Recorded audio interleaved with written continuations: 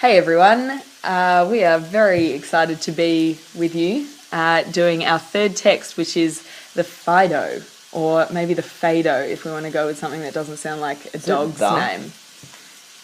Oh no, it's just Phaedo, isn't it? Yeah. Oh, I don't know. I think it might have a that in some people's minds. Anyway, let's forget about that. Phaedo or Fido? Let's settle on it now. Fido. It's like a dog though. Yeah, I know. Okay, Fido. So this is a Socratic dialogue, which means it features Socrates, who is known as the father of Western philosophy, and he actually, interesting fact, never wrote down any of his philosophy. So the only way we know him is through the writings of other philosophers. In this case, Plato, who was his student. And yeah, it's very interesting, and I know you want me to shut up, but it's very interesting because Plato, we see, like, you get an insight into Socrates through the writings of various different philosophers. Plato is just one of them. So you never know really who to believe about which one's the true Socrates. So it's kind of like even though we're reading, it looks like we're reading Socrates' thoughts, we're actually kind of reading Plato's thoughts because he's kind of using Socrates as the character to communicate his own philosophy through. So we can really say that these are Plato's arguments, I guess. So the other character, I guess we'll call him in this Socratic dialogue that's going on is, I'm going to call him Cebes. I feel that it's Cebes, but either way. Cebes. Okay. Cebes and Fido. Cebes is like, can't be bothered. Cebes, yeah. Cebes, yeah. So Cebes and Socrates, and what they're discussing, it turns out, is not so much even that the soul exists. They just kind of assume that the soul does exist. Mm-hmm. So it's very different to, say, Descartes, who's trying to establish truths, but rather Socrates is dealing with some claims of Cebes and another character that comes up later on called Simmias, about what happens to the soul after death. Yeah. And what it means to have a good soul or a bad soul. So within that discussion, kind of an underlying point is good soul and bad soul, because depending on what kind of soul you have, that will determine what happens to it on death. Oh, okay, cool. Yeah. Yep. So, again, this just reiterates that we're talking about the soul, and that's what these guys are chatting about. And a fundamental idea underpinning this in this writing is that part of us is body and part of us is soul.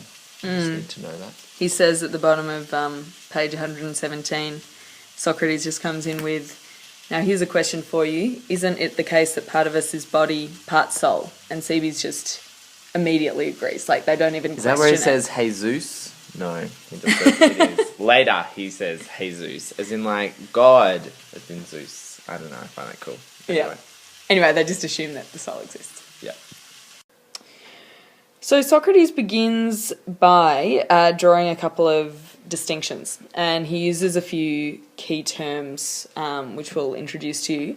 This is at the top of page 117. So he starts off by drawing a distinction between things which are always in exactly the same state and things which are always changing. Mm-hmm. So the first category, things which are always in exactly the same state, he includes things like beauty and equality, or in his words he says the beautiful by itself, or the equal by itself. So just because I like talking about linguistics, these kind of things are like abstract nouns, right? Yep. Which are things which you can't really see and touch and experience through the senses, but just kind of exist as concepts. We can understand them. So beauty, equality, these things, according to Socrates, never change. Yep. Whereas things that are more kind of concrete nouns, things that we can see and touch, like people or horses or cloaks, he says these things can always change. And you can understand that, right? Like a person might starts as a baby and grows bigger and then grows older and changes all through their life, whereas the concept of beauty is unchanging. Yeah. And then he kind of uses that distinction to say, to draw another distinction, I guess, between the ideas of things which are visible and things which are unseen. Mm-hmm. So he links the two. He says the things which are always changing, like people or horses or cloaks, are visible. Obviously, we can see them throughout with our senses. Yep.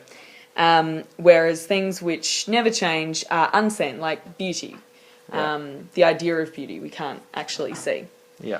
So I guess this is interesting and kind of links back to Descartes because with visible things which are always changing, these are the things that we experience through the senses, or in other words, the body.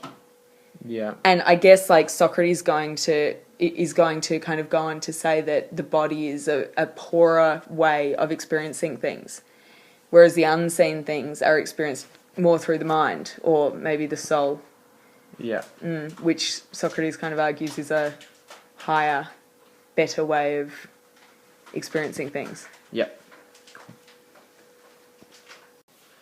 So what Socrates now does on page 118 is take the distinctions that Miss Fitz was just telling us about and apply them to the soul and the body. And the first way he does this that we're going to think about is by applying that idea of visible and unseen. So he talks to Cebes about this, and in terms of the soul, Cebes tells Socrates that he believes that the soul is not visible to human eyes, so they decide that because the soul is not visible, it's then something that's unseen. Mm-hmm.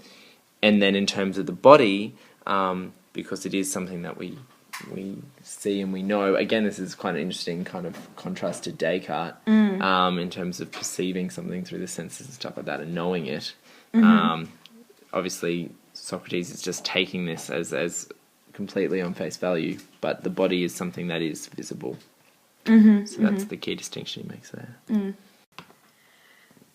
So, Socrates goes on to make another point, kind of a related point. He says, when the soul brings in the body for the purpose of looking into anything, this is kind of halfway down page 118, when the soul brings in the body for the purpose of looking into anything, which I think he means when the soul tries to understand things using the body, like using the senses and that kind of stuff. He says the soul kind of gets confused and it starts wandering about in confusion, dizzy as a drunk, which is why I've got a picture of a drunk person here. So it's kind of, Socrates talks about this a lot, like how we should use the soul and the body and what's the best way to use the soul. And he doesn't like the idea of the soul getting too close to the body or mixed up with the body, because it kind of corrupts the soul in a way. Yeah. Right. So when you mix the soul and the body too much, the soul starts acting like it's drunk. But when the soul can do its own investigation and act by itself, that's when it's at its best. That's when it is unalloyed, eternal, deathless, and unchanging.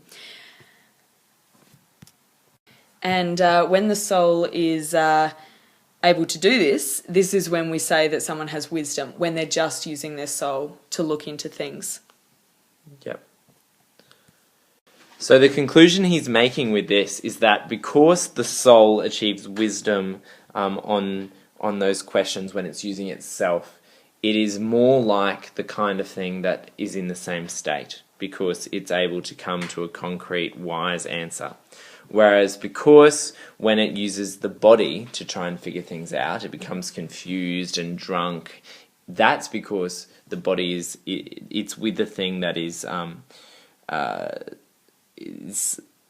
with a thing that is not ever in the same state, that is constantly changing states. So he's using that to reach the conclusion that the body is more the kind of thing not in the same state.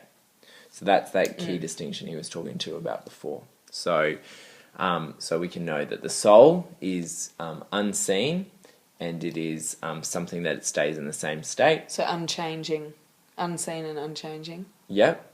And the body is something that's visible, and that it will always be in different states. Cool.